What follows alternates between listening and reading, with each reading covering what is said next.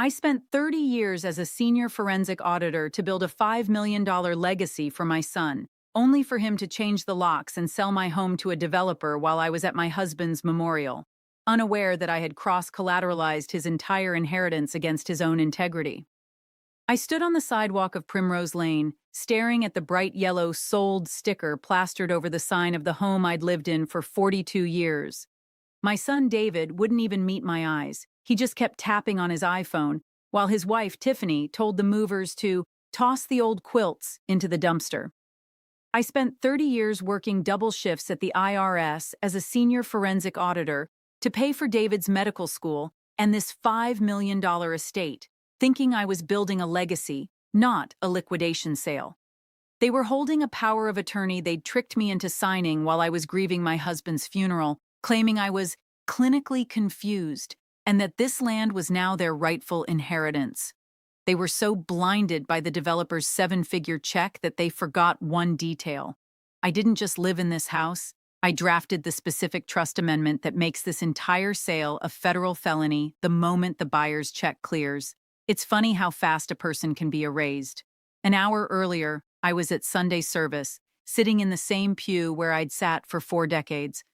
When I pulled my Mercedes into the driveway, I found the locks had already been changed. My suitcases, only 3 of them, were sitting on the porch.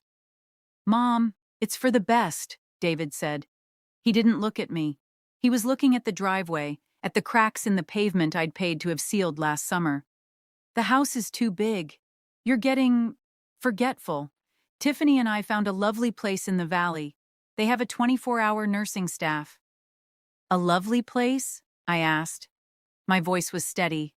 That's the auditor in me. When people lie to you about their tax returns, you don't scream. You just look for the discrepancy. "You mean the facility by the interstate? The one with the 1-star Medicare rating?"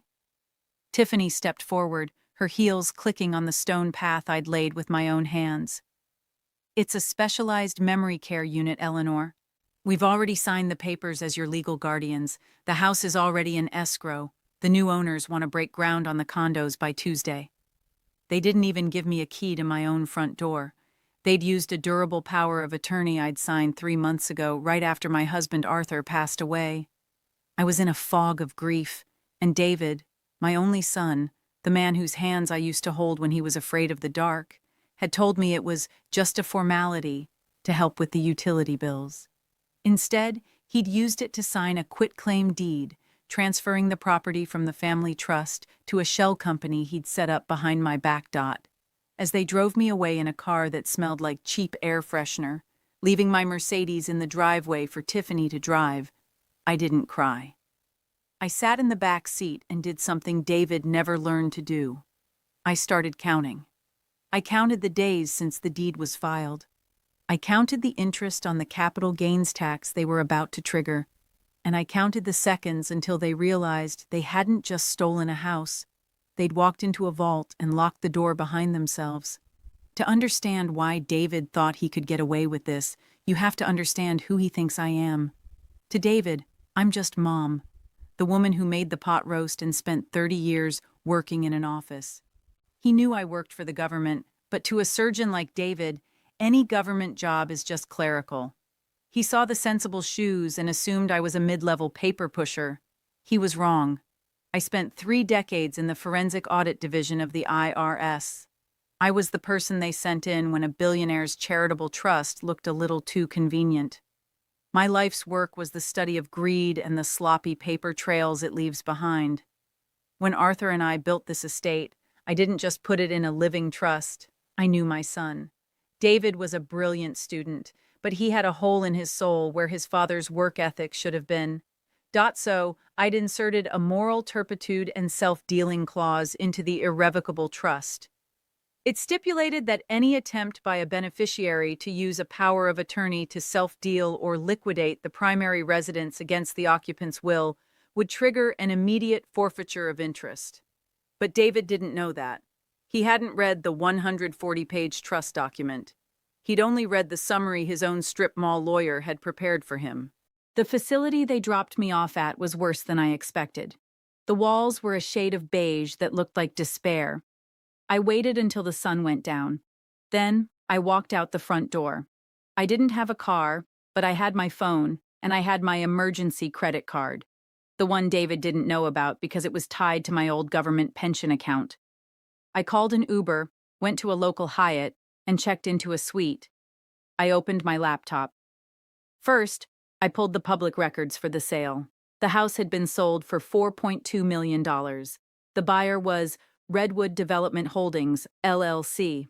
I tracked the articles of incorporation to a registered agent in Delaware. From there, I tracked the funding source. And there it was. The guarantor for the loan was David Sterling. My son wasn't just selling the house. He was selling it to himself through a shell company, planning to flip it for $8 million. He wasn't just displacing his mother. He was defrauding the trust to cover his own gambling debts.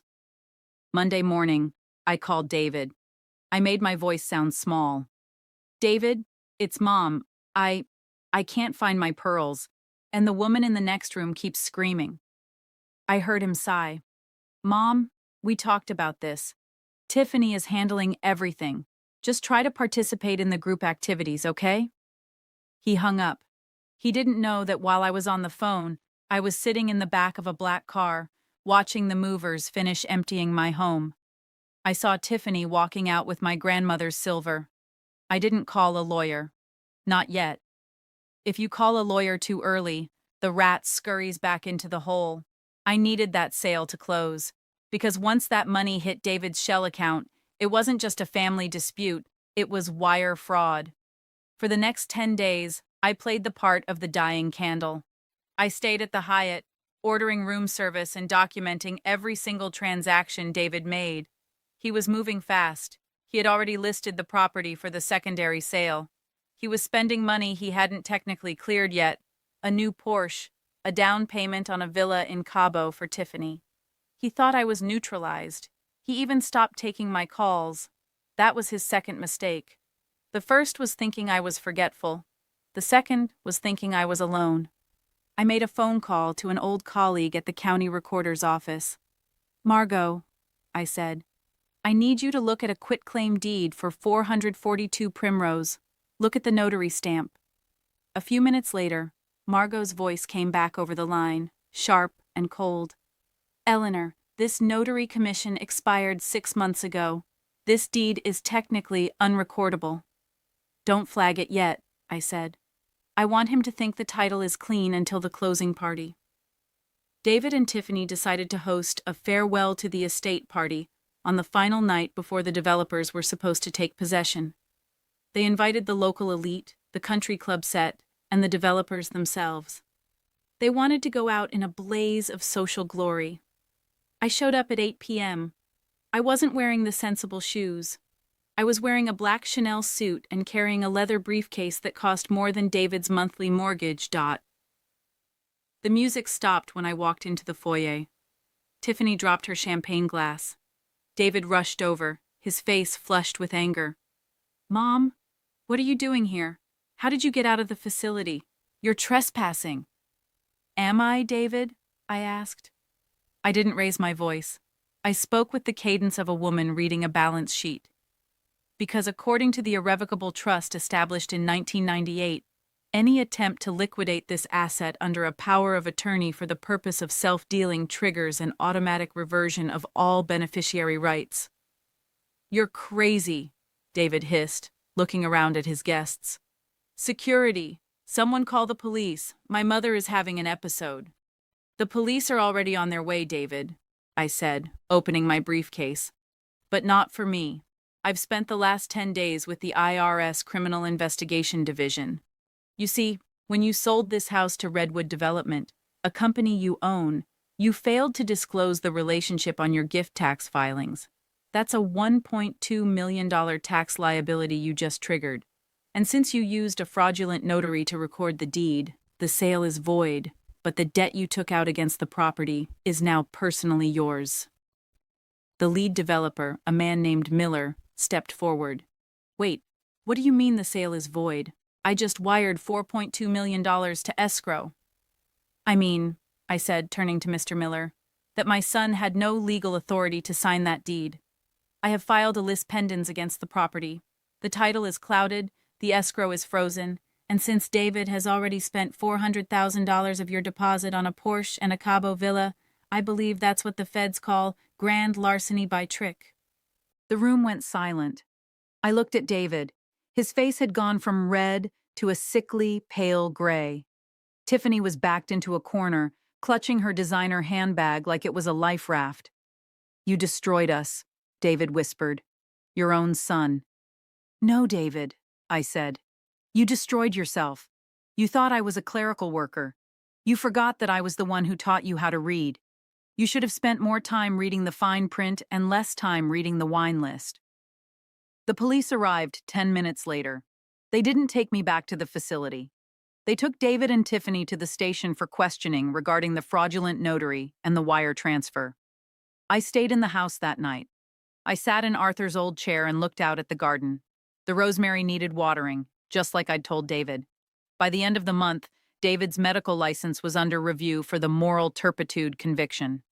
Tiffany filed for divorce the moment the bank moved to seize the Porsche. The developers sued David for every penny of the $4.2 million, plus damages. I'm back in my house now. The locks have been changed again, by me. People ask if I'll ever forgive him. I tell them the same thing I told the auditors for 30 years. I don't deal in feelings. I deal in facts. And the fact is, the ledger is finally balanced. In my world, we have a saying, numbers don't lie, but children often do. If your own flesh and blood handed you a suitcase and changed the locks today, would you have the strength to fight back? Or would you go quietly? Tell me in the comments, what is the one thing you've sacrificed for your family that they've already forgotten? Also, let me know what city and state you're watching from. I want to know where the people who still value legacy are located.